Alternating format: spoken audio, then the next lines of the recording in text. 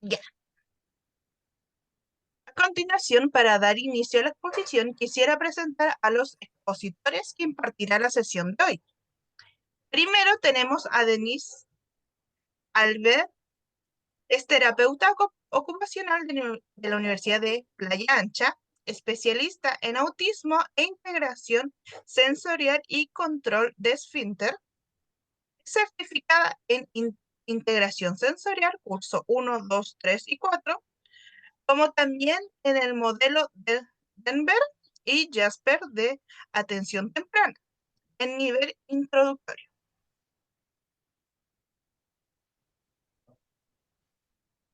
También está Daniel Araya, es fonoaudiólogo de la Universidad de Chile, máster en autismo y atención temprana en ISEP, España, diplomada en trastorno de la deglución y alimentación de la UCH y en comunicación aumentativa y alternativa de la Universidad del Desarrollo. Y finalmente, y no menos importante, nos acompaña Simón Tello, es nutricionista de la Universidad de Chile, con un magíster en nutrición y metabolismo, con especialidad en investigación de la Universidad Rovira de Tarragona y Universidad de Barcelona, España, diplomado en educación y marketing en salud pública y nutrición, además de ser evaluador ISAC nivel 2. Les damos el paso a los expositores para que den inicio a la presentación. Docentes. Hola. Hola, hola. Hola a todos, esta fue como una presentación de los Backyardigans. Bueno, buenas tardes a todos y a todas los presentes, a todos los colegas y colegas de información. Un gusto de que nos acompañen el día de hoy. Agradecemos a Ruth por habernos presentado y la verdad es que si bien todos tenemos distintas especialidades, lo que nos une es que trabajamos juntos. Mm. ¿Ya? Somos colegas, somos amigos, nos conocemos ya hace más de 7 años y juntos caminamos por el trabajo de la neurodivergencia. Ya ahora debo decir que mi foco más fuerte es lo sensorial, pero aquí los más clever de la alimentación, sobre todo muy focalizados, son Dani y Simón. ¿Ya? Así que para nosotros era súper importante poder estar los tres para compartir nuestra visión en conjunto. Esperamos que este seminario sea satisfactorio. Va a ser cortito, yo sé que es 1 hora y van a tener miles de preguntas, pero los esperamos para el curso completo. ¿Ya? El día de hoy vamos a abordar algunas temáticas más generalizadas y las preguntas las vamos a responder al final, donde Ruth va a ser quien va a seleccionar. Generalmente por tiempo se seleccionan 2 a 3, ¿ya? Sé que van a tener a lo mejor muchas dudas, pero es súper importante que las puedan dejar para el curso completo. Dicho eso, voy a comenzar a proyectar la clase para dar paso a mis colegas que son los que van a comenzar.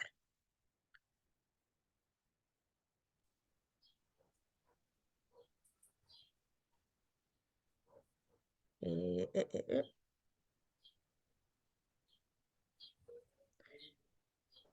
Se ve súper. Sí, se ve súper. Ya. Entonces, este seminario es selectividad alimentaria, implicancias y apoyos a lo largo del desarrollo. Ya nos presentaron, entonces seguimos. ¿Qué vamos a tratar hoy? La alimentación como necesidad y su aprendizaje, ya que comer variado no es innato. Las implicancias del sistema sensoriomotor en el proceso de la alimentación y en la participación cotidiana. Requerimientos nutricionales a lo largo del ciclo vital, la etapa selectiva y la relación con el desarrollo típico y estrategias generales para promover la variada. Ya ahora, no se asusten porque no hablamos todo el rato de solo selectividad alimentaria. ¿Por qué? Porque todo tiene un contexto. Hay que comprender cómo funciona, desde dónde viene, cómo son las características, ¿para qué? Para meternos de lleno a la selectividad alimentaria. ¿Ya? Entonces, Dani o Simón, les doy el paso. Sí, Hola, buenas tardes, ¿cómo están? Como decía Denise, vamos a tomar la alimentación dentro de un contexto y no solamente como una actividad que es incluir nutrientes en nuestra vida. Muchas veces pasa, yo trabajo hace 12 años con neurodivergencia y diría que hace 10 años en alimentación restrictiva. Y muchas veces pasa que se considera que como la alimentación es una necesidad humana, eh, por pasar tiempo con hambre o dejar de darle ciertos alimentos seguros, las personas con selectividad van a volver a comer o van a incluir cualquier tipo de alimento. Entonces hoy día lo que venimos es a tratar de eliminar ese tipo de apoyos o ese tipo de sugerencias que son tan negativas, porque si bien dentro de las necesidades básicas, como ven acá en la diapo, tenemos la alimentación y la nutrición, comer variado se aprende. La alimentación eh, especialmente cuando estamos en situaciones de estrés y quizás ustedes mismos lo han vivido, nosotros vamos a buscar alimentos que sean seguros para nosotros dentro de distintos aspectos, como Denise va a hablar después de lo sensorial, desde lo emocional, desde lo nutritivo, ¿sí? No solamente nos vamos a centrar en los nutrientes. Entonces, Denise, si puedes pasar a la siguiente, quiero contarles que nosotros vamos a aprender a comer variado. ¿Sí? Aquí nos vamos, yo hice solamente esta diapo para hablar de cómo es el aprendizaje de la alimentación y cómo venimos, sí venimos seteados para un tipo de alimentación y venimos con algunos reflejos que nos van a ayudar a aprender a comer variado, pero que necesitamos experiencias y necesitamos de un contexto que favorezca estas experiencias para llegar a una alimentación lo más variada posible. Cuando nosotros nacemos, nacemos con ciertos reflejos que nos van a ayudar a alimentarnos de forma instintiva. Los primeros van a ser el reflejo de búsqueda, que no sé, los que han tenido interacción con bebés recién nacidos, que si tú le tocas las mejillas o alrededor de los labios, ellos van a tender a dirigir su rostro y su boca especialmente a lo que lo está tocando. Es un reflejo para buscar el pezón de la madre. El reflejo de succión, que es cuando la lengüita va a presionar contra el paladar para succionar la leche materna. Y con lo otro que nosotros nacemos para propiciar la alimentación es la coordinación succión-deglución. Si tenemos un bebé que nace de término, viene con su sistema coordinado para realizar succión, tragar y respirar alternadamente y sin atorarse. ¿Sí? Esto todo en un bebé de desarrollo típico, recién nacido y de término, sin ningún antecedente en el embarazo. Además, tenemos una serie de reflejos que son protectores de nuestra vía respiratoria porque eh, nuestra vía de ingreso a la alimentación, la boca, es parte también de nuestra vía aérea, entonces tenemos que protegerlo. Y estos reflejos van a ser el reflejo de tos, que se gatilla eh, en las cuerdas vocales que van a golpearse de forma abrupta, van a producir una contracción abrupta de la laringe para expulsar cualquier elemento que pueda estar ingresando. El reflejo de arcada, que mientras son muy pequeños se produce casi en toda la boca por el interior y a medida que vamos creciendo, y eso vamos a ir hablando, se va posteriorizando hasta llegar al arco posterior de la boca, que es donde ustedes cuando se miran el espejo ven la campanita o la úvula. Y tenemos el reflejo de protrusión, que está en esta fotito, que es este reflejo que tienen los bebés a cualquier elemento desconocido que ingrese a su boca, expulsarlo. Porque cuando estamos recién nacidos no existen las habilidades para manejar cualquier elemento que no sea un líquido claro, así se denominan los líquidos como la leche materna, el agua o la leche de fórmula, y además tienen que ser líquidos que se entreguen más allá de donde se gatilla el reflejo de protrusión. Por eso el pezón o la mamadera son mucho más largos. Posteriormente, a medida que el niño va creciendo, va a ir desarrollando distintas habilidades para ir aprendiendo a masticar y a manejar los elementos que ingresen a su boca.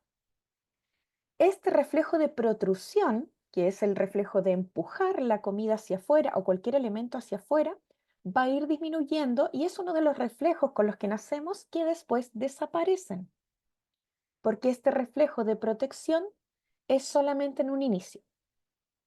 Para aprender a masticar tenemos una serie de reflejos que son facilitadores de la masticación.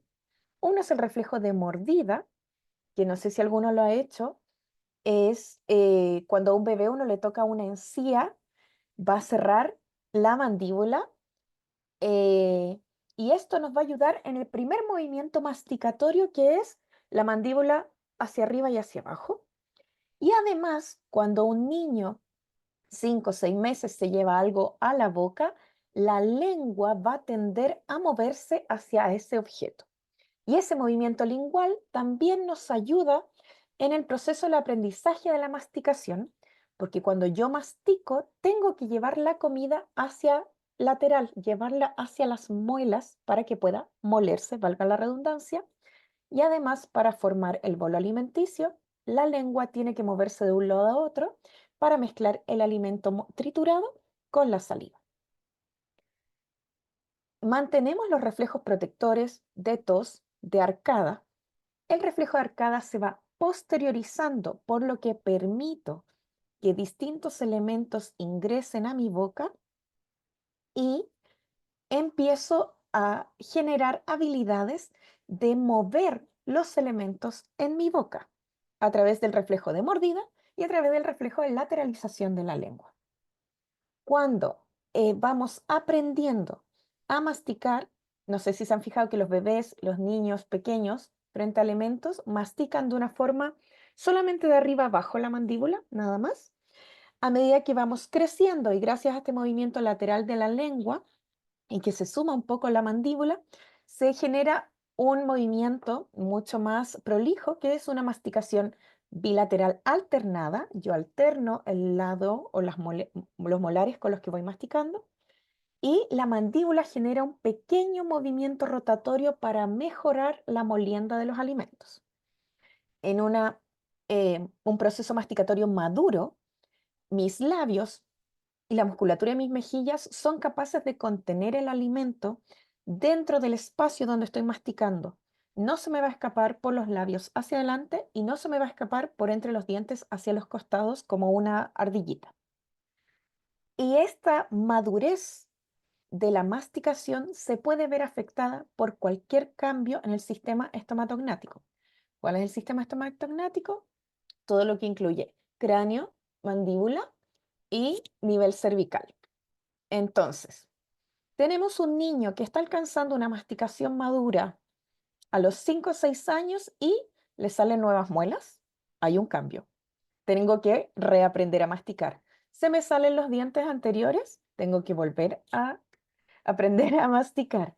Voy llegando a la adolescencia, salen nuevos molares, cambio los molares antiguos, cambio los caninos, también tengo que volver a aprender.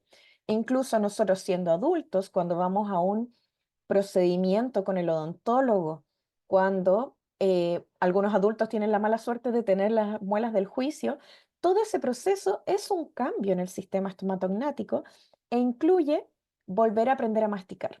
Entonces, esta madurez oromotora va apareciendo en distintas etapas de la vida, pero no se mantiene siempre, porque nosotros vamos cambiando, e incluso los que somos adultos podemos tener una carie y vamos a tener que hacernos un tratamiento conducto y va a ser volver a reaprender a masticar.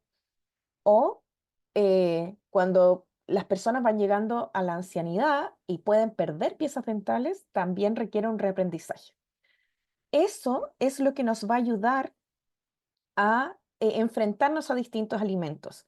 Y dependiendo de la experiencia que yo tuve frente a mis reflejos de lateralización de la lengua, frente a mi reflejo de mordida, voy a ir puliendo este proceso de masticación y además, a nivel inconsciente, mi cognición se va a sentir segura, mi cerebro se va a sentir seguro de que soy capaz de manejar distintos alimentos. Denny, si quieres pasamos a tu... Ahora sí.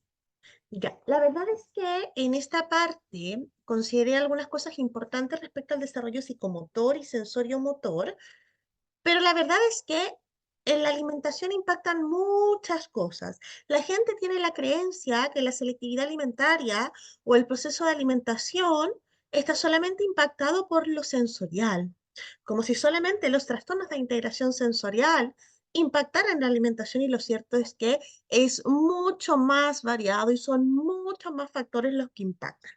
Entonces, lo que yo voy a hacer ahora es continuar un poquito con lo que conversó mi colega Dani, y desde ahí hablar un poquito de algunas dificultades desde lo sensoriomotor que pueden impactar en la alimentación, para también derribar algunos mitos respecto a eso. ¿Ya? Entonces, están los reflejos, ¿cierto? El niño está creciendo, algunos reflejos desaparecen, la mayoría se incorporan para desarrollar respuestas mucho más complejas durante el desarrollo y con un control cognitivo mucho más dirigido, ¿ya? Entonces, cuando tenemos un niño, niña pequeño, que nace y se empieza a desarrollar, hay factores que son fundamentales en su proceso de desarrollo. Uno de estos es la maduración del sistema nervioso central, ¿ya? Y por otro lado, la estimulación del entorno, ¿ya? Son los dos principales factores que van a impactar en el desarrollo de los niños. De hecho, desde los 0 a los 3 años, que es la infancia temprana, es la etapa clave del desarrollo de muchas de las habilidades de los chicos. ¿Ya? Ahora, en este proceso pueden suceder muchas cosas, ¿ya? Sí tenemos que considerar que el cerebro es un órgano dependiente de uso. ¿Qué quiere decir esto? Que no es suficiente con la predisposición genética, no es suficiente con los factores hereditarios y no es suficiente que el niño crezca porque sí. Los niños y las niñas se desarrollan psicomotrizmente porque hay algo que propicia este desarrollo, hay algo que los motiva, algo que los motiva a moverse, algo que los motiva a gatear, algo que los motiva a pararse, algo que los motiva a hablar. Si no hay una estimulación del entorno, es muy difícil que el cerebro se estimule y por tanto se siga desarrollando. Ahora, ¿qué pasa entre los 0 y los 3 años? Viene un proceso bien complejo que está muy relacionado a algunas condiciones, como por ejemplo el autismo, que es la poda neuronal. ¿Ya? ¿Qué es la poda neuronal? La poda neuronal es un proceso natural que tenemos todas las personas, no solo los autistas y no solo las personas neurodivergentes. Y se da durante todo el desarrollo, y la última se descubrió que es APP a los 21 años. ¿Qué pasa? Que el cerebro dice, hay neuronas que ya no me están sirviendo porque necesito desarrollar respuestas más complejas, por tanto las elimina. ¿Ya? Entonces uno dice, "¡Ah! ¿Pero cómo se eliminan neuronas?". Bueno, biológicamente nuestro cuerpo, muy sabio en sus sistemas, elimina neuronas que considera que ya no sirven. ¿Qué pasa, por ejemplo, en algunos casos de chicos neurodivergentes, principalmente los autistas, es que la poda neuronal no se hace de forma tan satisfactoria como debería ser, y está comprobado que existe lo llamado la hiperconectividad neuronal. ¿Qué quiere decir esto? Que en vez de podarse neuronas, proliferan muchas más y se entrecruzan entre ellas, y eso es una de las explicaciones que genera la intensificación de algunas conductas o algunos cambios, ¿ya? ¿Por qué sucede esto? Aún no lo sabemos, ¿ya? Pero está. Entonces, esto se confunde mucho con la vacuna. Entonces uno dice, oh, la vacuna genera el autismo. No. El autismo regresivo. No, no existe el autismo regresivo. Lo que pasa es que cuando pasan estos procesos de estas podas que no son tan efectivas, impacta a veces en la conducta, y por eso hay familias, una gran consulta de algunas familias dice, es que mi hijo y mi hija tenían un desarrollo normal y de repente retrocedieron. O mi hijo y mi hija de repente comía de todo y ahora lo dejó de comer. ¿Ya? Entonces, Una de estas causas puede estar relacionado a la poda neuronal, donde se intensifican las conductas. Ojo, las conductas no aparecen de la nada. Las conductas y las características siempre están. La neurodivergencia es parte de las personas. Las personas nacen, crecen y mueren siendo neurodivergentes. Pero hay etapas de la vida donde se intensifican y se manifiestan mucho más los signos, dado por los cambios biológicos y sobre todo por los cambios y el impacto ambiental. ¿Ya? Entonces, cuando el sistema nervioso central madura y se estimula el entorno, ¿qué propiciamos? El desarrollo psicomotor. Desarrollo psicomotor durante todos los hitos del desarrollo. De hecho, un elemento muy importante para la lateralización de la lengua, como bien dijo Daniela, es el gateo. Ojo, no todos los niños hacen gateo y no es un problema. Y hay niños que gatean de forma diferente. No todos los hitos psicomotores se dan tal cual como aparecen en los libros. No todos caminan de la misma manera, no todos gatean de la misma manera. Pero ¿qué pasa en el gateo? Un proceso súper interesante. Y es que cuando el niño avanza o la niña avanza, disociando cintura escapular y cintura pélvica en el gateo, lo que genera es que la cabeza también se lateraliza. Y al lateralizarse la cabeza, se lateraliza la lengua de movimiento de un lado a otro. Y eso es un predictor súper importante para la masticación, para el funcionamiento oral e incluso para el desarrollo del lenguaje. Ya, por tanto, es muy positivo cuando los chicos cumplen los hitos psicomotores, que evidentemente se estimulan, pero usted no los genera. O sea, yo no pongo a mi hijo y digo, ya, pum, camina. No, así no funciona.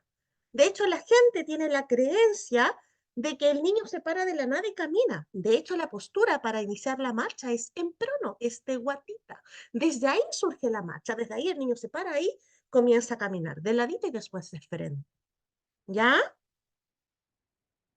Luego de eso, yo terapeuta ocupacional, inevitablemente les voy a hablar del desempeño ocupacional, ¿cierto? ¿Por qué?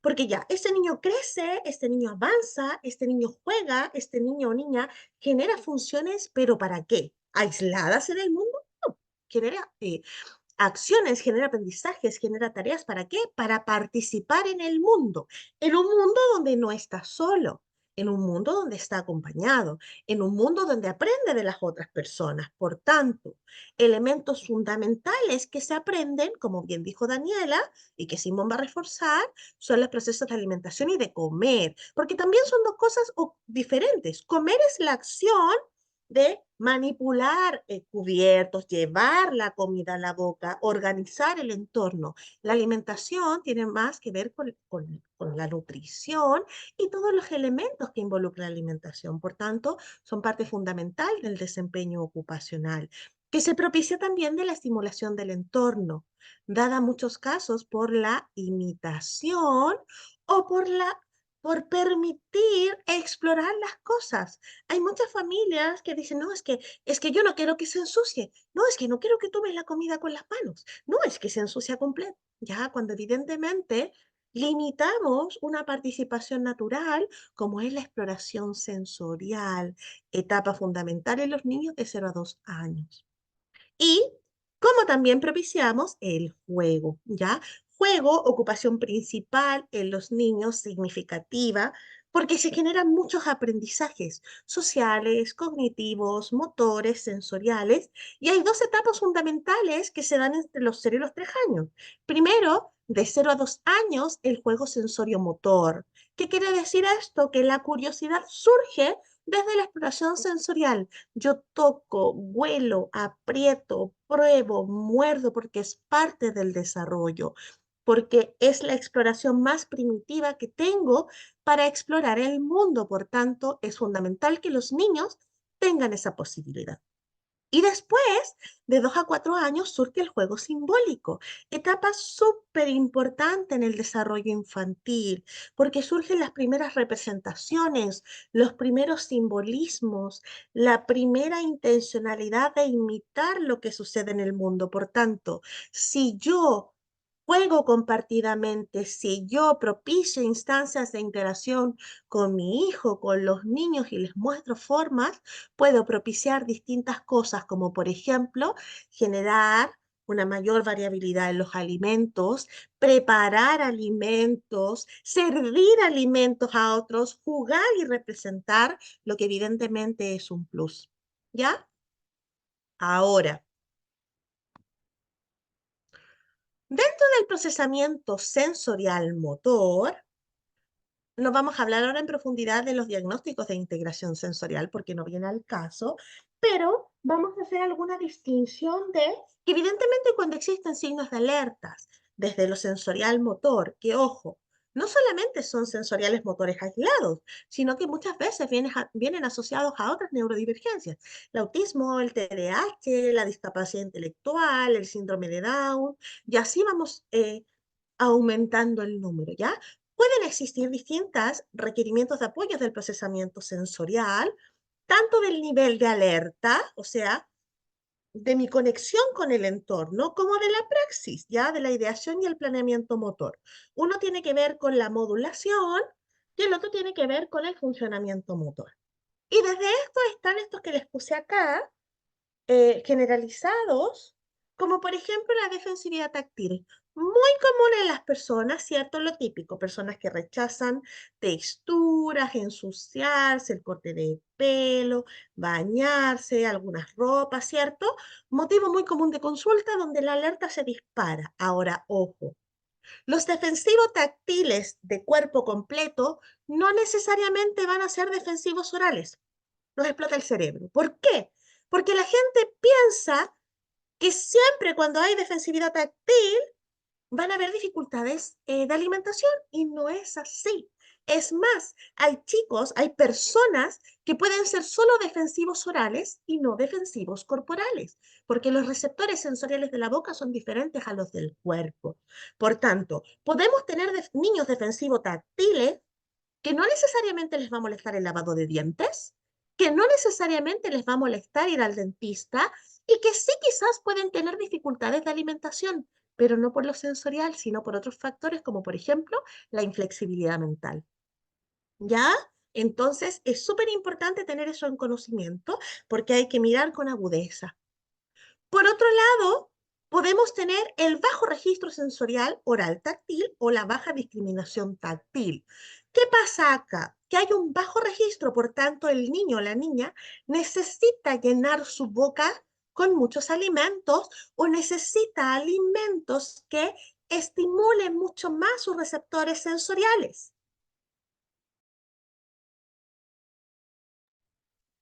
Por tanto, van a consumir o van a preferir alimentos más grandes, más duros, más picantes o que hagan más crunch crunch. ¿Para qué? Para sentir. Es más, una conducta muy típica de estos niños es que se empujan la comida con los dedos. ¿Para qué? Para llenar dentro de la boca con más alimentos para aumentar el registro. Eso genera que muchas veces les cueste tragar y que incluso a veces devuelvan la comida después de masticarla muchas veces dentro de la boca, ¿ya? Por otro lado, tenemos la baja discriminación propioceptiva, donde podemos tener dificultades en el tono muscular. Ojo, no hipotono, tono sensorial disminuido, porque es sensorial, no neurológico. ¿Qué quiere decir esto? Que va a haber mayor debilidad muscular, por tanto, van a haber niños con tono disminuido generalizado, que también incluye la boca, ¿ya? Entonces, niños que son más blanditos, boquitas más abiertas, que les cuesta un poquito más masticar o mover la lengua, y en muchos casos van a ser respiradores orales también, los que evidentemente van a masticar y van a tratar de respirar mucho más porque respiran generalmente por la boca, ¿ya? Por otro lado, tenemos dificultades en el planeamiento motor. Esto se da más, no necesariamente dentro de la boca, puede ser también para generar un proceso más automatizado en la masticación, pero también para usar, por ejemplo, cubiertos. ¿Ya? Entonces, hay muchos chicos que evitan ciertos alimentos porque no saben usar los cubiertos pertinentes para llevarlos a la boca o prefieren comer con las manos. Por tanto, como no los dejan comer con las manos, entonces no se los comen. ¿Ya? Y por otro lado, la sensibilidad olfativa, que no necesariamente es parte del modelo de integración sensorial, pero hay muchas personas que son muy sensibles a los olores. Por tanto, si yo lo huelo e intensamente, porque el estímulo olfativo, a diferencia de los otros sentidos, llega directamente al cerebro. Por tanto, si mi interpretación es inadecuada o es desagradable, evidentemente voy a evitar comer. Ahora, ¿dónde surge el problema del procesamiento sensorial o las dificultades? No son porque sí. El problema es cuando impacta en la participación cotidiana y en este caso específico va a impactar en las actividades básicas, como lo es comer y como lo es alimentarse. ¿Ya? Sigo entonces, cambio de diapo. Ya, Simón. Bien, muchas gracias por el pase. Bueno, saludo a todas las personas que están viendo esta presentación. Vamos a hablar de una temática que puede ser un poco distinta a lo que hemos visto hasta ahora, pero que igualmente es relevante al momento de asegurar que la ingesta de nutrientes, ¿cierto? La cantidad de alimento que una persona va a ingerir sea suficiente y que logre generar un adecuado desarrollo, ¿cierto? Tanto en las primeras etapas de la vida como también en etapas posteriores, ¿cierto? También genere un buen estado de salud. Siguiente.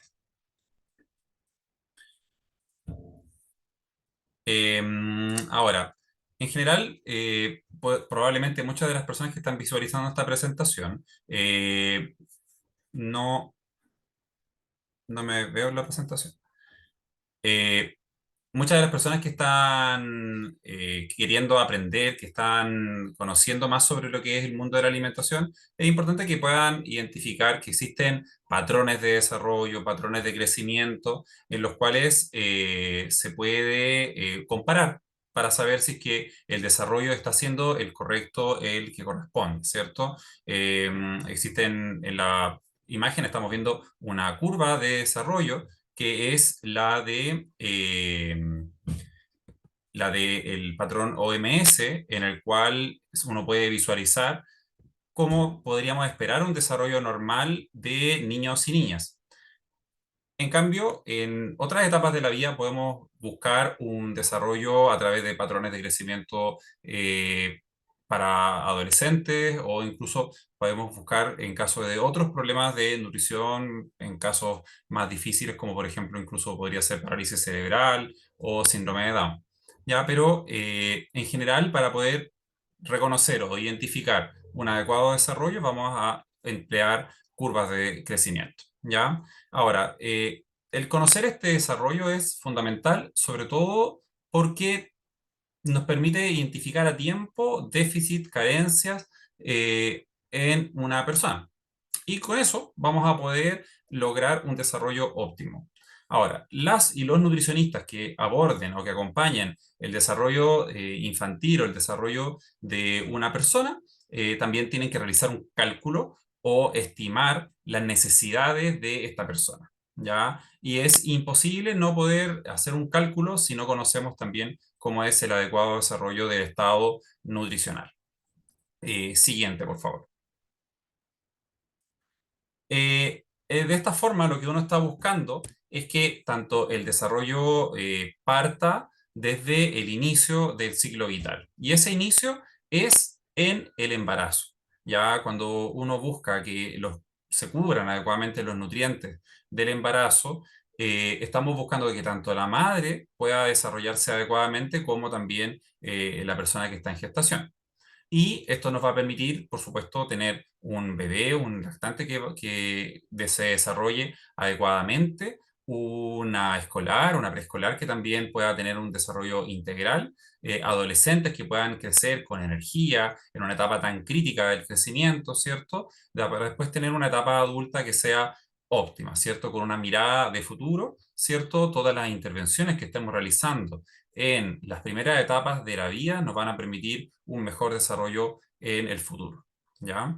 Y creo que no voy a equivocarme en decir que lo que uno espera, ¿cierto? Apunta por las imágenes que estamos buscando acá, ¿cierto? Personas felices, niños, niñas que puedan desarrollarse adecuadamente. Y cuando uno empieza a identificar déficits nutricionales, empiezan a surgir elementos que nos generan ruido, ¿cierto?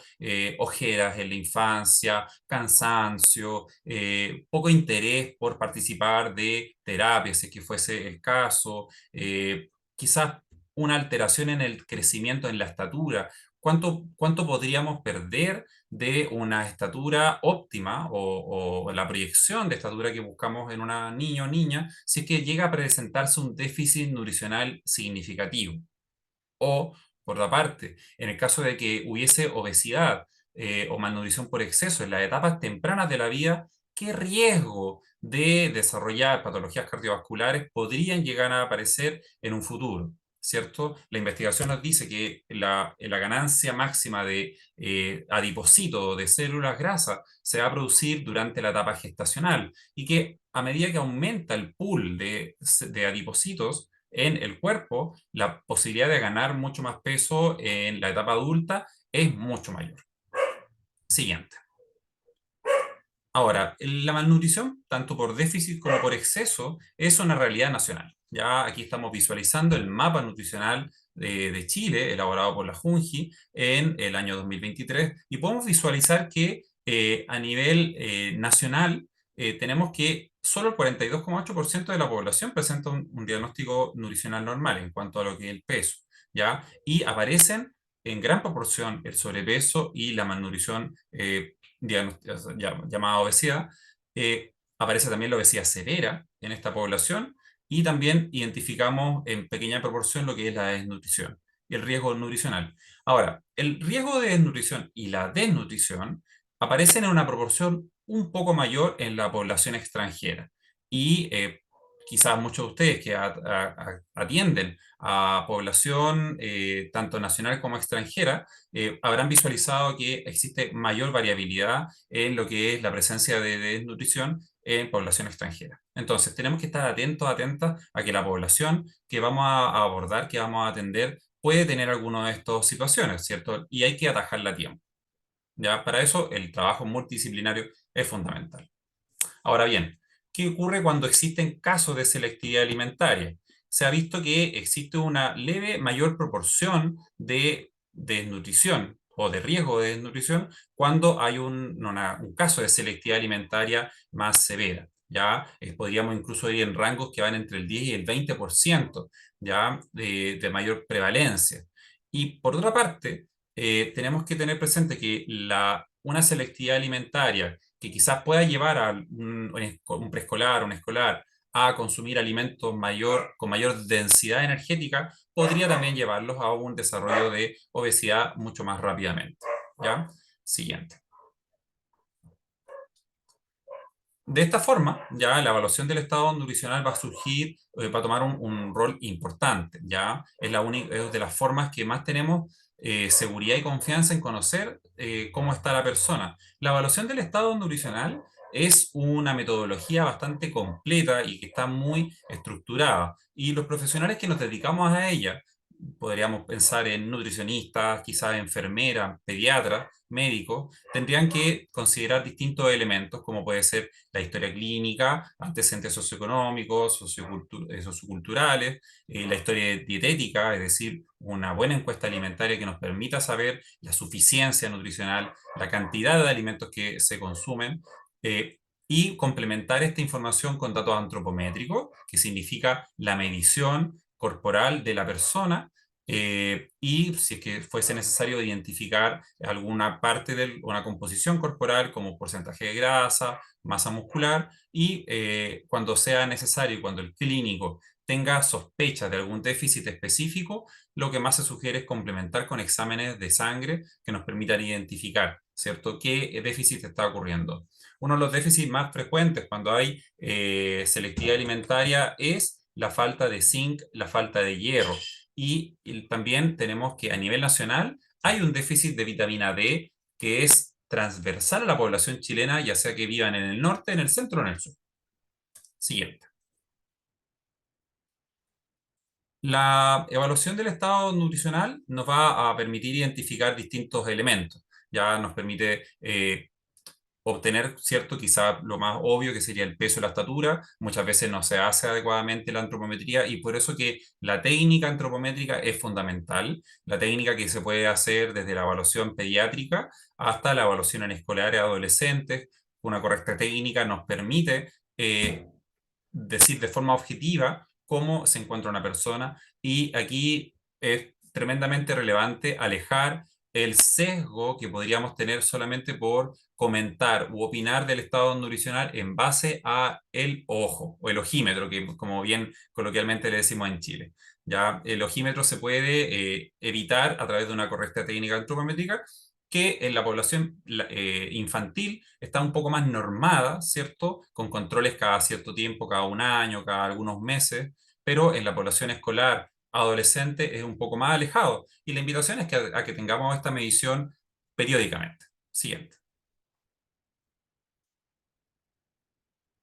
Para obtener el gasto energético, para conocer si es que los niños, niñas, adultos que atendemos nosotros están adecuadamente dentro de lo que se está buscando, existe una estimación que es el gasto energético, que involucra aspectos como el gasto energético total, ¿cierto? Vamos a también conocer cuál es el gasto energético en reposo y a través de ello podemos también identificar elementos, ¿cierto? En la población pediátrica, especialmente en los lactantes y escolares, existe el factor de crecimiento que implica un gasto energético mayor.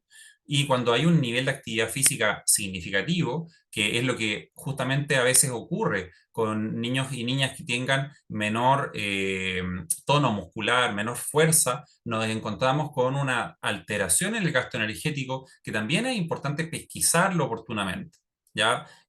Por ejemplo, en los escolares, en los adolescentes, se espera que haya una actividad física en torno a un gasto energético llamado moderado, que sería una hora de ejercicio intenso diario. Cuando no está esa situación, el riesgo de malnutrición por exceso aumenta, porque el sedentarismo implica un gasto energético menor.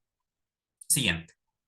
Y para no marearlos con esta información, contarles que existen distintos métodos para obtener este gasto energético de una persona. Un profesional nutricionista puede estimarlo u obtenerlo a través de mediciones como la calorimetría indirecta, pero existen muchas fórmulas para poder estimarlo. Y la siguiente, que pasa rapidito, eh, existen muchas fórmulas que se pueden utilizar para obtener este gasto y en realidad es mucho mejor que alguien lo calcule por usted porque es un cansancio tanto para la familia como para otros profesionales que no estén relacionados con esta área, eh, calcularlo. Siguiente.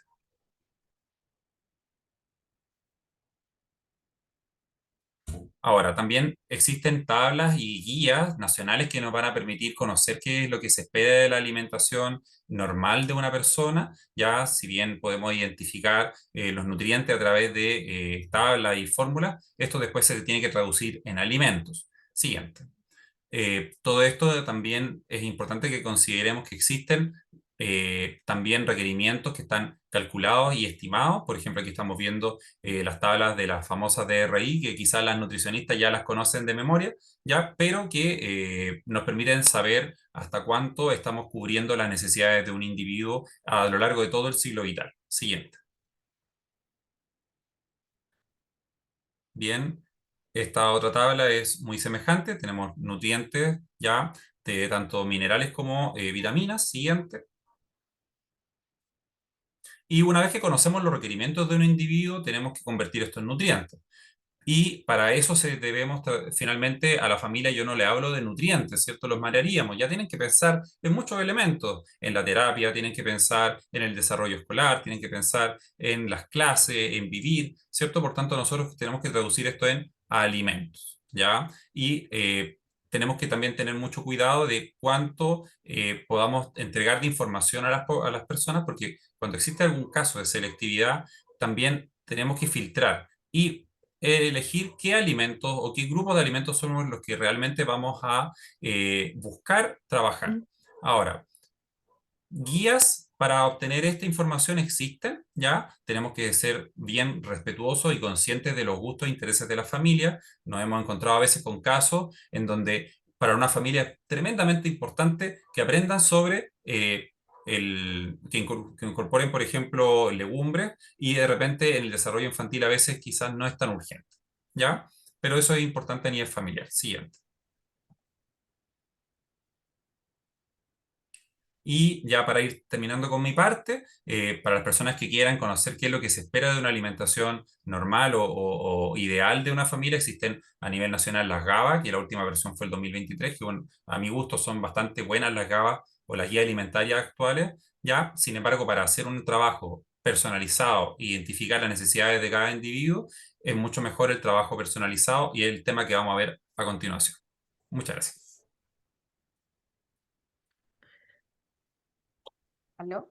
¿Se escucha bien? Súper.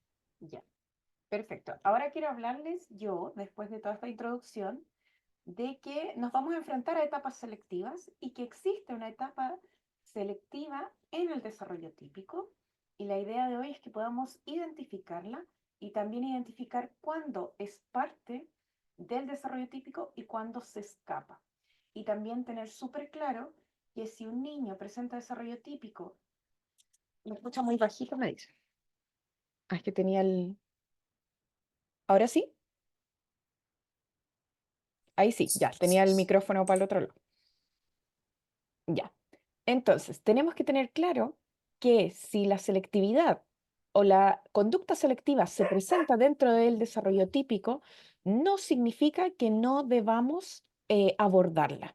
No debemos ignorarla porque podemos hacer que esta conducta permanezca en el tiempo. Entonces, ¿por qué, Simón, puedes apagar tu micrófono, por favor? Ya, ahora sí, perdón, que yo me distraigo con cualquier cosa. Ya. Vamos a hablar de que dentro del desarrollo típico que nos comentaba, por ejemplo, Denise en el tema de la sensorialidad y del juego, eh, cuando un niño está entre los 0 y los 2 años, su principal, eh, su principal forma de juego y de conocer el mundo es una exploración, y principalmente una exploración sensoriomotora. Me llevo toda la boca, quiero tocar todo, quiero meter las manos en todo, ¿verdad?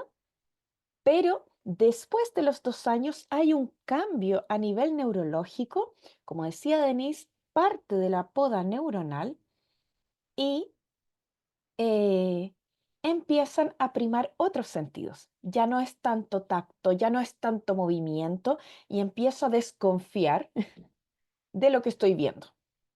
Entonces es muy probable que desde los 2 años empecemos a encontrarnos a una etapa selectiva que puede ser parte del desarrollo típico. Y esto se llama neofobia. Dentro del desarrollo típico se ha nominado a este miedo visual a alimentos nuevos como neofobia. También vamos a encontrar, por estas características sensoriomotoras y por esta experiencia previa que tenían los niños con los alimentos, una predilección por alimentos que tienden a gustar sin mucho esfuerzo. ¿Cuáles son los alimentos que tienden a gustar sin mucho esfuerzo? Van a ser, primero, los alimentos que conozco. Y por eso, como decía Denise en el tema sensorial, en el tema del desarrollo motor, y como yo les decía también en el proceso del aprendizaje, la masticación y de las habilidades oromotoras, es importante la experiencia, principalmente estos primeros 2 años, para que cuando yo me enfrente visualmente a este objeto, a este alimento, yo lo pueda reconocer y pueda ser parte de mis alimentos que me gustan sin esfuerzo. Pero no solamente va a pasar que eh, los discrimine por lo visual o si los conozco o no los conozco. También voy a empezar a discriminar por un tema de si son siempre iguales o a veces cambia demasiado esto.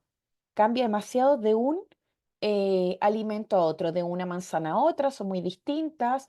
Aparecen los rechazos, por ejemplo, a las manzanas o a las frutas cuando me encuentro con mi primera manzana harinosa, porque descubro que no todas las manzanas van a ser iguales, pero a nivel sensoriomotor esta mala experiencia me crea esta desconfianza, este no, que se relaciona también con el desarrollo del lenguaje, este aprendizaje del no y cómo el no impacta en el mundo y cómo yo, al decir que no tengo poder y control respecto a lo que pasa a mi alrededor, puedo decir que no a este alimento. vamos a encontrarnos con esta etapa selectiva y en general se presenta entre los 2 y los 6 años. De hecho, según los estudios, se encuentra hasta en un 70% de los niños como parte de su desarrollo típico. Cuando nos debemos alertar, cuando permanece por más tiempo y cuando empieza a afectar otros espacios de la vida. Creo que ahora pasamos a la siguiente, si no me equivoco, es la que habla de cuándo debemos... Ah, no, ahora vamos a hablar de estrategias, que creo que en el chat era lo que estaban pidiendo más. Frente a esta etapa selectiva, perdón, Denis, frente a esta etapa selectiva que es parte del desarrollo típico, es importante lo que les decía antes. No porque sepamos que es parte del desarrollo típico significa que hay que ignorarla, porque esta conducta tenemos que tratar de que no permanezca y tenemos que devolverle al niño la confianza a estos alimentos que le están resultando desconocidos o que está empezando a rechazar porque se dio cuenta que, por ejemplo, el brócoli era horroroso visualmente, ¿sí? O que en realidad la papilla de verduras que siempre le daban no se ve tan linda como él la percibía a nivel táctil o a nivel gustativo. Entonces, no debemos ignorar la conducta por muy típica que sea. Ahora sí, Beni, si quieres empezar con las estrategias. Maravilloso. Entonces, bueno, hemos hecho un barrido súper generalizado por muchas áreas. Por qué lo hicimos de esta manera? Porque es súper importante considerar, que después van a hablar acá los colegas, el abordaje en conjunto, la mirada desde distintas aristas, la importancia de entender que puede ser un desarrollo típico, puede preservarse en el tiempo, puede mantenerse, puede exacerbarse, puede complejizarse, pero la importancia es cubrir distintas áreas, ya desde la parte oromotora, desde la parte sensorial hasta la parte nutricional, entendiendo también que las personas con selectividad alimentaria no van a tener los mismos procesos que una persona con una alimentación típica o más común. Por tanto, la mirada profesional desde esa sensibilidad como una condición o neurodivergencia de base es fundamental. Ahora, para enfrentar la etapa selectiva y para propiciar el desarrollo de la incorporación de alimentos y de los momentos de comer, hay algunas estrategias que son fundamentales y que incluso es más, pudiéramos considerar cuando ya existen indicadores marcados de selectividad alimentaria. En el curso en profundidad vamos a hablar, como bien dice Dani, de que el trabajo no necesariamente tiene que ser siempre hacia la boca, ¿verdad? A la boca, o que yo lo aprendí muy bien de la Dani, no a la boca, no todo en la boca, no llevamos siempre comer, no siempre es comida, no todo es rico, no todo lo probamos. ¿Por qué? Porque existen otras experiencias previas o experiencias en paralelo a esas que también van a ser satisfactorias. ¿Por qué? Porque comer es satisfactorio, es rico comer.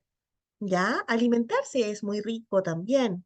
Por tanto, si lo paso mal comiendo, evidentemente no voy a querer. Nosotros tenemos el caso de un papá, de un pequeño que atendimos hace mucho tiempo con Dani, que este papá no se sentaba a comer. Este papá no se sentaba a comer porque él tenía un trauma de la infancia, porque literalmente le pegaban porque no querían comer y le metían la comida a la fuerza. Adulto funcional, exitoso en su trabajo, autista como él solo, pero con un rechazo muy grande a la experiencia de comer, no por alimentarse, sino por la experiencia social. Evocaba cosas muy significativas y traumáticas. Por tanto, esos elementos también pueden ser gatillantes importantes. ¿Ya? Entonces, para enfrentar esta etapa, ¿qué cosas consideramos? Primero que todo, de lo que hemos hablado hasta el cansancio, es propiciar las experiencias sensoriales motoras en acompañamiento, ya ojalá no solitos, sino en conjunto con la familia, con los cuidadores, con otros niños, tomar las cosas, sonreír, mostrar, ya evidentemente evitando experiencias dañinas, ¿no es cierto? No le vamos a pasar a un niño de 2 años un maní para que se atragante, ¿se entiende? O otras cosas que evidentemente pueden ponerlo en riesgo. ¿ya? Por tanto, las experiencias de exploración deben ser también solitos con otros, pero también acompañados también para que exista una protección, entendiendo que es parte del desarrollo la exploración sensoriomotora. Por otro lado, permitir el juego en distintos lugares y con diferentes elementos. No jugamos solo sentados en la mesa. Jugamos en el suelo, jugamos en la tierra, jugamos en el pasto, jugamos en la calle, jugamos en la cama, debajo de la cama, porque ensuciarse, como bien decía una marca de detergentes, hace bien. Por tanto, eso también les permite entender que no pasa nada, que es algo natural. Y sobre los 2 años, fundamental, propiciar los simbolismos es la comida, ¿ya? Yo te doy la comida, jugamos a las tacitas, somos el restaurante, ¿cierto? Preparamos alimentos de mentira, preparamos colaciones de verdad para la mamá, para el papá, para el primo, para las visitas. Son instancias significativas e incluso cuando son más grandes, los chicos y las chicas pueden participar de la rutina de comer y de alimentarse. Pensemos que vamos a cocinar esta semana o el fin de semana viene la abuelita a comer. Le preparamos algo. ¿Te parece que me ayudes a buscar las verduras que están en el frío? Oh, creo que necesito moler la papa. ¿Tú me ayudas a moler la papa del puré? Esas instancias se pueden ir propiciando a lo largo del desarrollo. Eso es parte de lo llamado aprendizaje basado en rutinas. Yo genero habilidades, genero aprendizajes y disfrute dentro de las interacciones cotidianas. ¿Ya?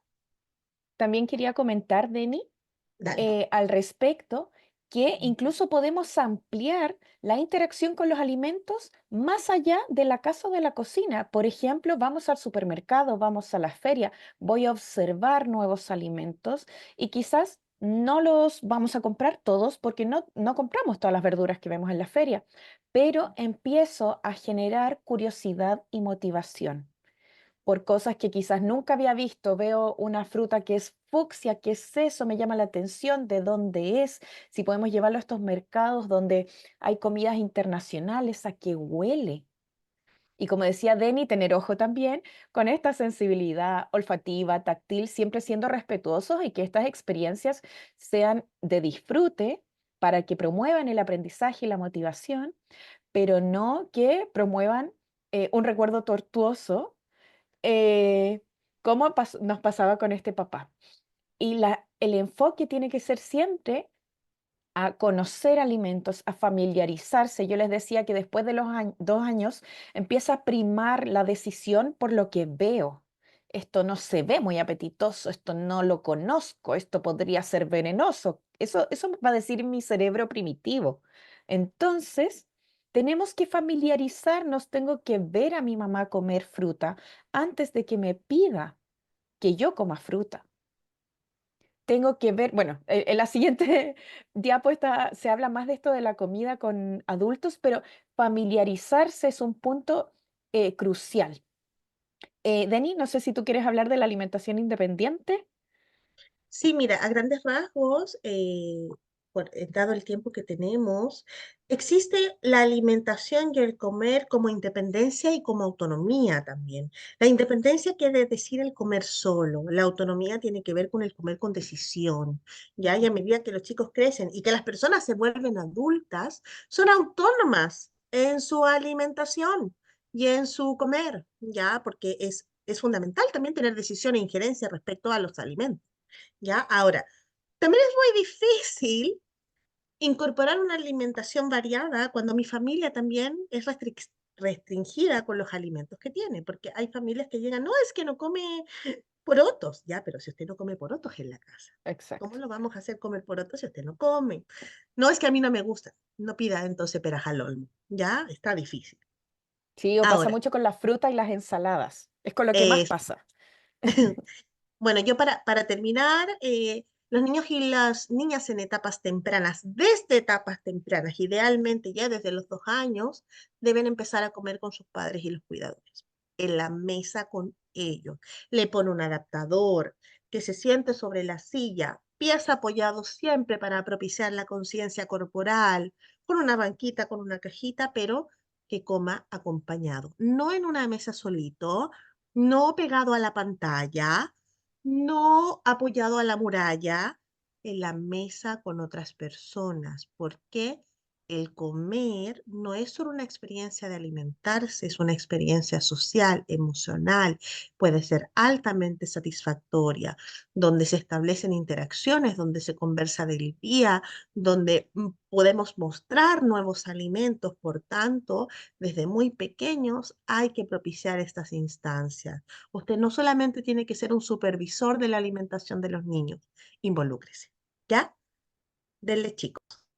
Sí, y lo que iba a comentar también era esto de comer acompañado. Aquí en las diapos uno se deja llevar porque uno trabaja más con niños, pero en realidad comer acompañado con alguien que te modele cómo comer un alimento nuevo. Si nosotros fuéramos a otro país y nos presentan un plato, lo primero que vamos a hacer es mirar hacia el lado, cómo lo comen el resto de las personas. Nuestro instinto, de hecho, nos va a decir, ¿es seguro esto? Y vamos a mirar al lado a ver que otra persona coma lo mismo primero y que no le pasó nada para después intentarlo nosotros. Pero eso es muy instintivo. Entonces, en niños pequeños, los padres, los cuidadores, los abuelos, las nanas, el hermano mayor, tiene un rol de modelar cómo se interactúa con los distintos alimentos. Y este rol de modelado muchas veces ni siquiera se da en la mesa. Por ejemplo, nos ha pasado con abuelas que van y se sientan a ver tele, ya que estaban hablando un poco de las pantallas, y la abuela mientras ve tele come manzana. Entonces, ahí viene mi pregunta para esta abuela. ¿Por qué usted quiere que la Isi coma manzana sentada en su mesa si usted se la come viendo tele? ¿Cuál es el modelo que le está dando? Si vamos a comer manzana juntas, podemos hacerlo juntas y que partamos este trozo, a ver, este pártelo tú, y si le ponemos algo, le ponemos mantequilla maní, le ponemos manjar para interactuar de distintas formas. Y siempre seguir los intereses y predilecciones de la persona. Acá yo puse dos ejemplos. Me ha tocado trabajar con adolescentes que ven muchos youtubers mexicanos. Entonces hablan mucho que de los taquis, que los tacos, que los súper picantes y no sé qué. Bueno, empecemos por ese interés. ¿Quieres probar un taco mexicano? ¿Quieres probar estas cosas? ¿Quieres que conozcamos, más allá del probar? ¿Quieres conocer los ingredientes? Veamos qué ingredientes tiene. Yo saco ahí la tablet y buscamos. ¿Cuáles son los ingredientes de, no sé, la birria? Porque un youtuber le hablaba de la birria ultra picante. Entonces, busquemos cuáles son los ingredientes. Oh, se ve interesante. Y si intentamos prepararla, y yo ahí, en realidad yo soy muy de cocinar. Entonces yo preparo algo, lo llevo, lo conocemos, lo leemos. Sí, parece que sí, es algo nuevo para los dos. Además, yo también soy selectiva alimentaria, así que es algo nuevo para los dos. Compartimos temores, compartimos apreciaciones desde nuestra sensorialidad y desde nuestra experiencia previa y nos lanzamos. A ver, ¿yo me lanzo o no?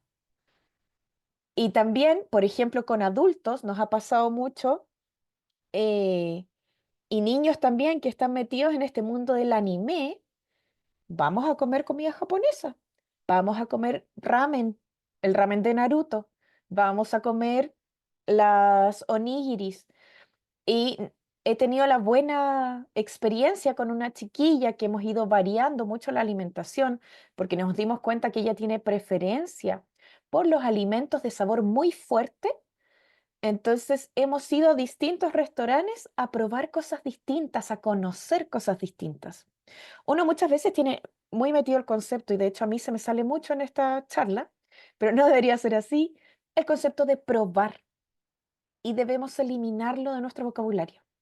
No es obligación que el niño pruebe todo, así como nosotros como adultos no probamos todo. Que sí es, entre comillas, obligatorio, que lo pueda aceptar encima de la mesa al lado mío, que pueda ver a otra persona cómo lo come, sin gatillarme una experiencia negativa porque el otro está comiendo algo que a mí no me gusta, ¿cierto?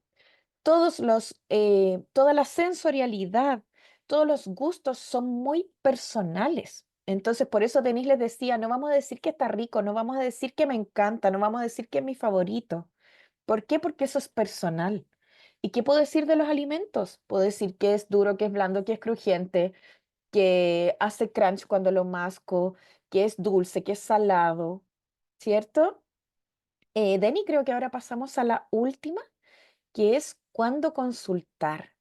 Cuando esto ya se sale un poco de control. Cuando salimos de esta etapa selectiva normativa, porque si hablamos de una etapa selectiva normativa o esperada dentro del desarrollo típico, entre los 2 y los 6 años vamos a tener a este niño que lo metemos en la cocina y le pedimos que le prepare la ensalada de frutas al papá porque está muy, muy ocupado, o ya, mira, preparémosle la colación para el trabajo a la mamá. Y así hacemos al niño participar y que tenga una responsabilidad, que tenga una ocupación, como comentaba Denise, y de pasadita, además de tener una responsabilidad que es hacer la colación de la tarde para la familia, está interactuando con alimentos nuevos, ¿sí? Y lo vamos familiarizando. ¿Cuándo consultar? Cuando hay una variedad muy limitada de alimentos. ¿Qué es muy limitado? Menos de 10, ¿sí? Eso es muy limitado, eso ya es severo.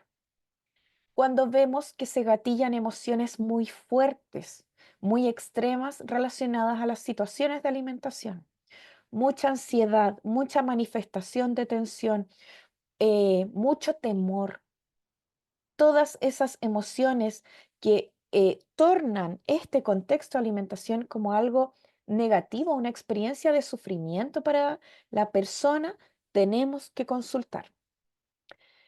Eh, La limitación en el espacio de participación social. Por ejemplo, tengo una pequeña de 10 años que come sola en su pieza.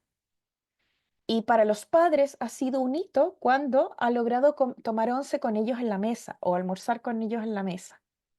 Entonces, esta niña no estaba participando, antes de la intervención, no estaba participando en las instancias sociales de alimentación.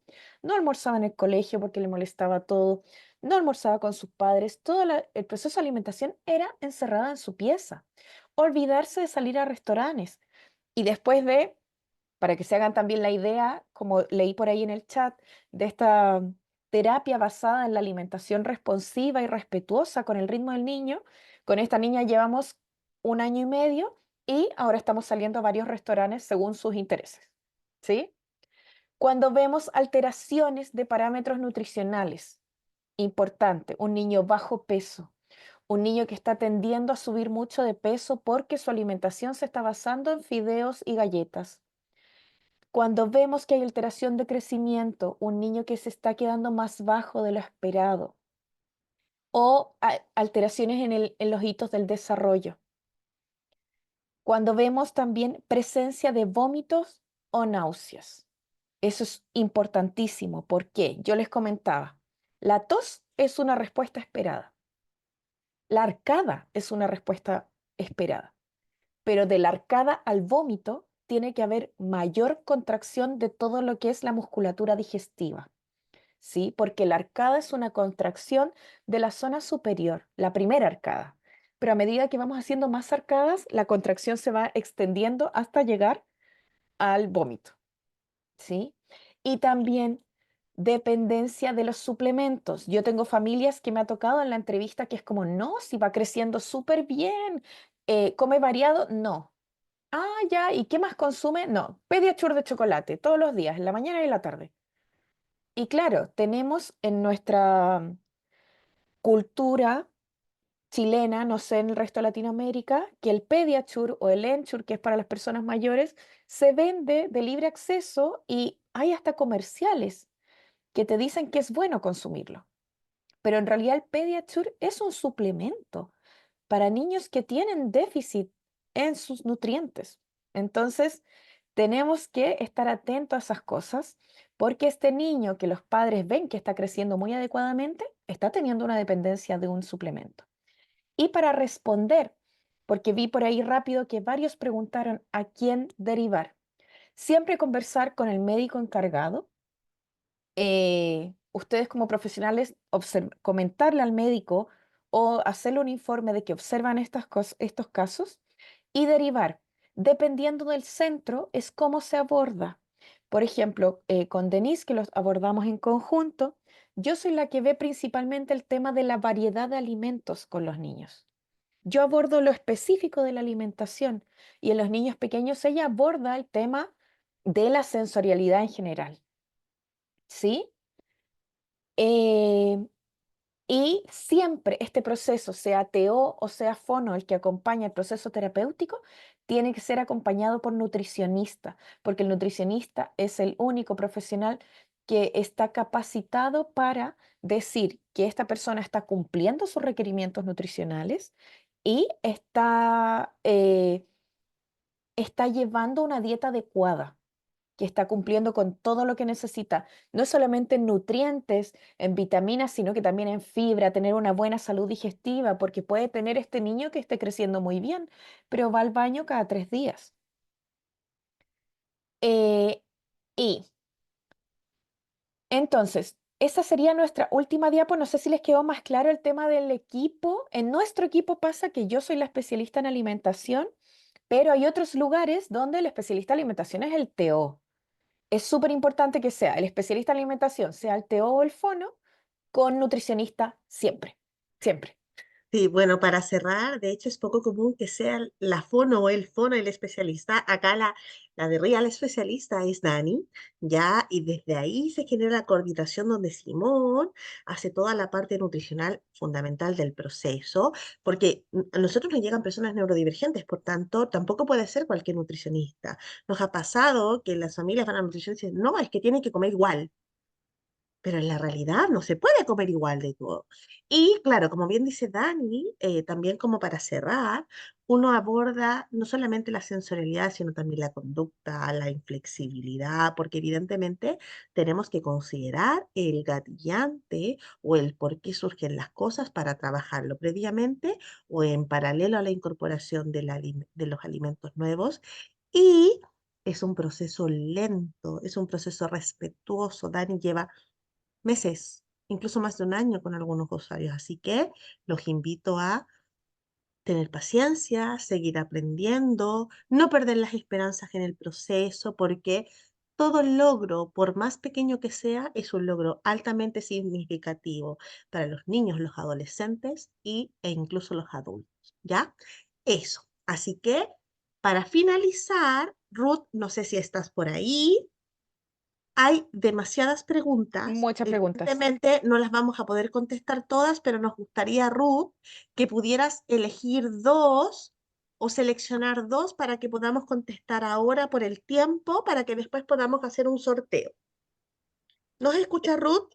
Sí, sí, sí, sí, estoy acá todo el rato escuchando. Bueno, Dale. hay una manito hace mucho levantada, Sí, entonces Álvaro, vas a tener la opción de hacer tu pregunta. Va a ser Álvaro nomás y después vamos a ver una pregunta por el chat.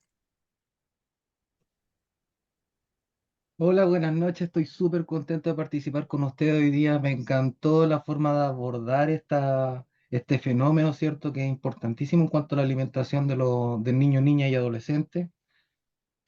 Se me vino a la cabeza, eh, en el fondo se me vinieron a la cabeza tres situaciones que me gustaría contextualizar y ahí ver la implicancia de estas tres situaciones o los fenómenos que quiero ejemplificar.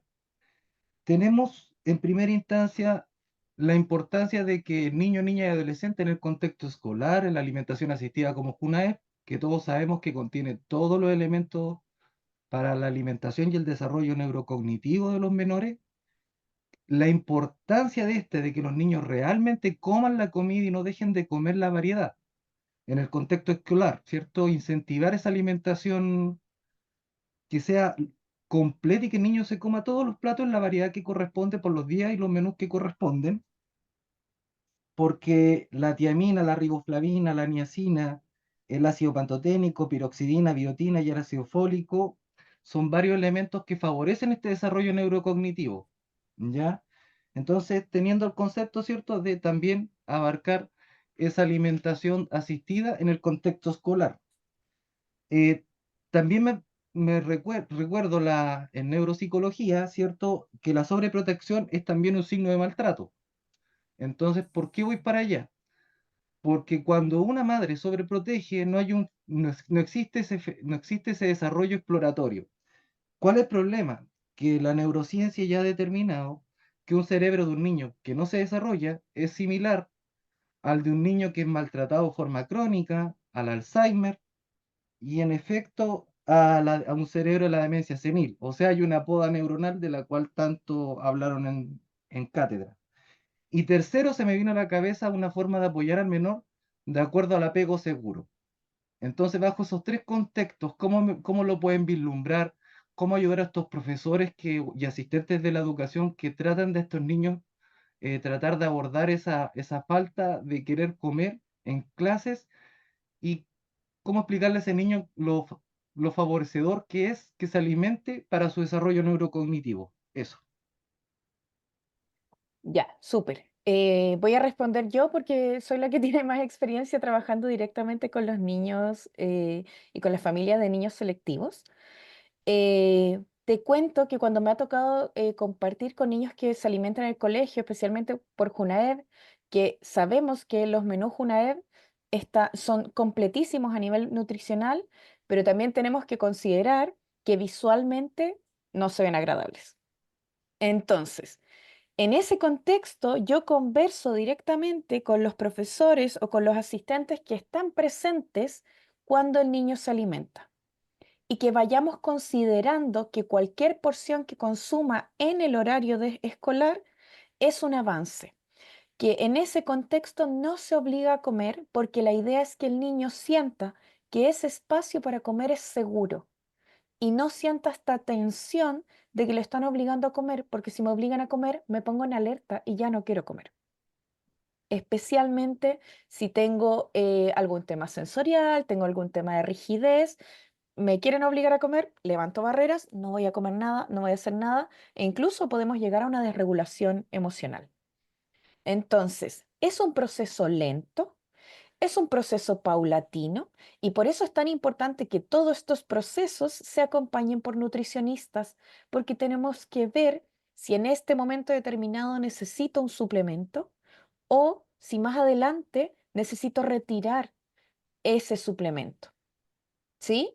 Entonces es un proceso lento, un proceso paulatino y hay que hablar con las profesoras, con las asistentes, con las cocineras, con todos los que están ahí presentes de que no es obligatorio comerse todo. Especialmente esta es la visión con la que yo trabajo alimentación desde un enfoque de la alimentación responsiva y respetuosa por las características neurodivergentes o neurodiversas de cada niño y de cada persona. Porque si nosotros adultos que trabajamos en un hospital o en una empresa en que nos dan el almuerzo, encontraríamos ridículo, por muy nutritivo que fuera el almuerzo, encontraríamos ridículo que se nos obligara a comer. Es lo mismo. Es un cuerpo, como decía Denise, es un cuerpo ya con autonomía. Si estamos en edad escolar, puedo decidir que esto en realidad no me gusta, no me parece atractivo. Entonces busquemos una alternativa. Si este día este niño no puede consumir esto, no sé, los porotos con rienda, entonces ese día el acompañamiento por nutricionista dice que en una de las colaciones hay que incluir un suplemento. No va, también eso es importante, pero esto lo vamos a ir desarrollando mucho en el curso. Ya, yo sé que por ahí alguien preguntó qué curso recomendábamos para hablar de selectividad alimentaria, el nuestro. Eh, Dani, yo ¿Ah? quiero complementar para cerrar, porque Ujú. estamos ya sobrepasados en el tiempo, porque el colega hizo tres preguntas, ya, entonces no vamos a alcanzar a contestar las otras, pero hay cosas generalizadas que me gustaría decir. Primero, tenemos que tener ojo con la selectividad alimentaria y tenemos que evitar los juicios de valor, ¿ya? Cuando una persona es realmente selectiva alimentaria, no es mañosa, no es que sea regalona, es que algo está pasando. Cuando es la familia la que restringe el acceso a los alimentos, también es parte de la deprivación socioemocional. ¿Ya? ¿Por qué? Porque es la falta de acceso a las diversas cosas que me ofrece el mundo. Por tanto, si a mí no me lo ofrecen en mi casa, si no me lo muestran, si mi familia no lo propicia, es muy difícil que yo quiera comerlo en otro lugar. Evidentemente, tenemos absolutamente claro que en contextos de colegios, los almuerzos de la jornada pueden cumplir todos los requerimientos nutricionales, pero no necesariamente todos los chicos van a querer comerse todo, incluso los que no son selectivos alimentarios. ¿Ya? Por tanto, hay cosas que también pueden no gustarme y no pasa nada, porque como bien dice Daniela, ¿por qué tenemos que obligar a un niño o a un adolescente a comerse todo cuando nosotros los adultos no nos obligan? Ya, por otro lado, muchas veces nosotras nos metemos a colegios donde evidentemente se insiste en que los chicos coman y se coman toda la comida, pero ojo, hay un diagnóstico de base, hay una selectividad, hay una familia que está informada y hay un colegio que está informado, porque uno se mete a los contextos naturales. Por tanto, hay colegios que son altamente flexibles, nosotras conversamos con las manipuladoras de alimento e incluso se pueden generar algunas adecuaciones desde el menú CUNAEP y considerando las adecuaciones de este niño. Ahora, ojo, no estamos metiendo a otra cosa.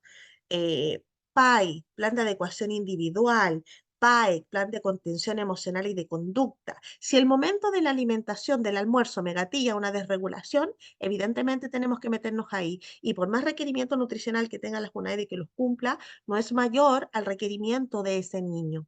¿Ya? O de este adolescente. ¿Sí?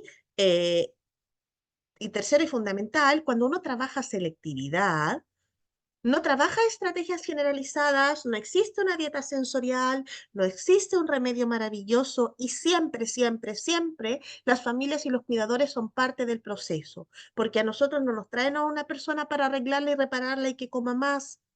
Enseñamos a la familia contextualmente dentro de un proceso natural de alimentación a que esta persona coma.